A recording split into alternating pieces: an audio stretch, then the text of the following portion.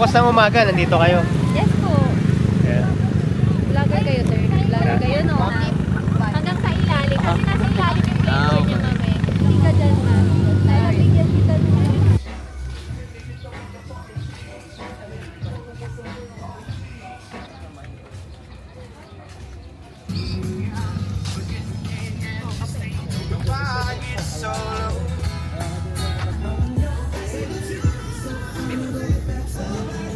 Liwa vibes.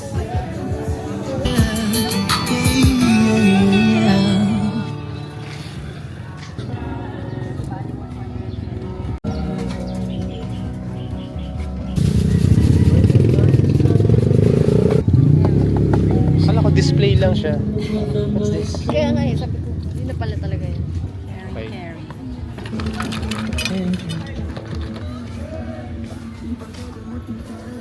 Thank you.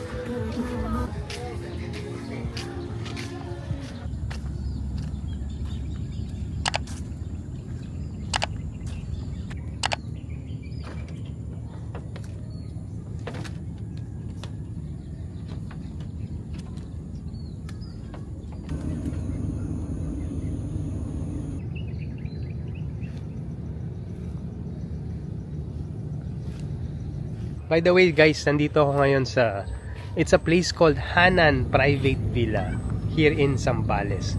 It's in the heart of Liuliwa. It's a beach town resort na naging sikat na sa mga turista, surfers, and yung mga weekend tourists na gustong umalis sa Manila. Medyo malayo din siya sa Metro Manila, mga 3.5 hour drive. But when you get here, the beach town is very cool.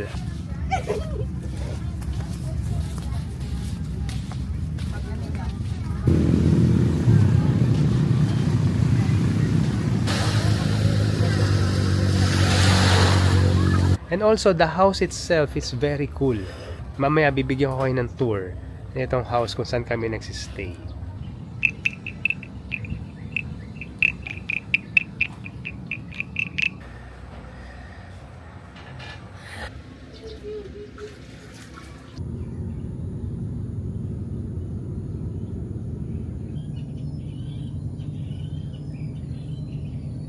The main feature of the house is the living room itself. It's very open.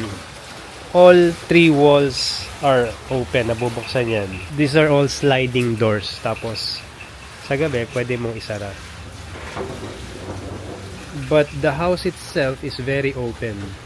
So, three sides of the house, you can see all around. And then the living room, look at it. It's very much inspired by Asian, parang Indonesian or Bali style of interior design. The entire house is made of wood, parang mga reclaimed timber and recycled wood. I was observing the structure of the house. The skeleton itself, or the structure, is made of wood, walang mga bakal. It's all connected upstairs. Panay kahoy yan. And then upstairs, of course, the entire roof of the house is made of wood. Look at this day bed. I don't know kung saan gawa ito, kung dito sa Philippines or it was imported from, parang it looks like an Indonesian style of design. It looks very old, parang antique. And they also provide you with mattresses na pwede mong ipatong eksakto sa size nitong bed na to. And then on the other side, here's a touch of modern interior chair. There's a couple of red chairs here. Ang ganda ng placement niya kasi it pops, the color red pops against the entire background of wooden structures. The kitchen and the dining area is outside. Yan ang main dining area. And then there's a sort of washing area dyan. It's not a kitchen. Wala silang lutuan. They don't allow cooking inside the house. May grilling area doon.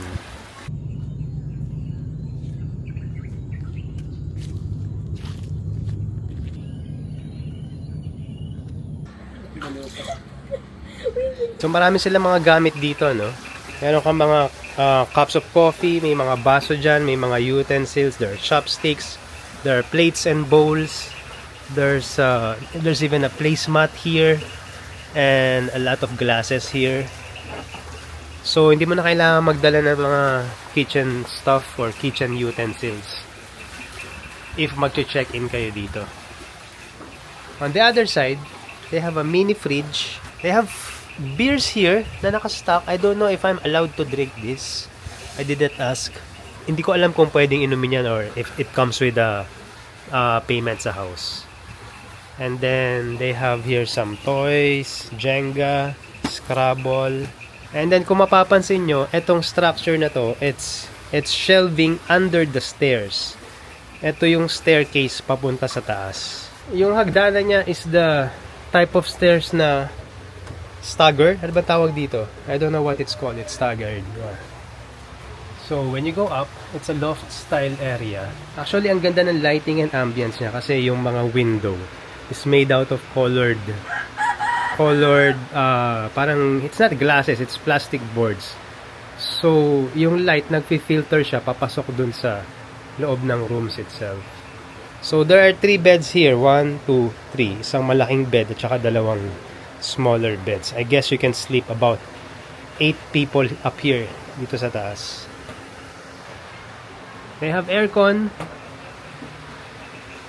And then, behind me, this is the palabas papunta dun sa parang veranda. Let's go. Let's open it. It's open. It opens up dito sa veranda. It's overlooking the pool downstairs. So yun guys, this is Hanan Boutique Villa dito sa Liwa, Zambales. Kung gusto nyo i-rent itong place na to, you can check them out on Airbnb. Or you can directly message them on Instagram and on Facebook. So anong inumin natin today? This beer is called Happy Side Craft Beer.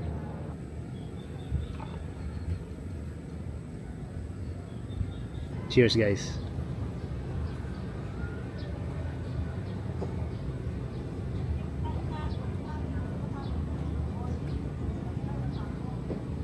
Oh, that's very refreshing.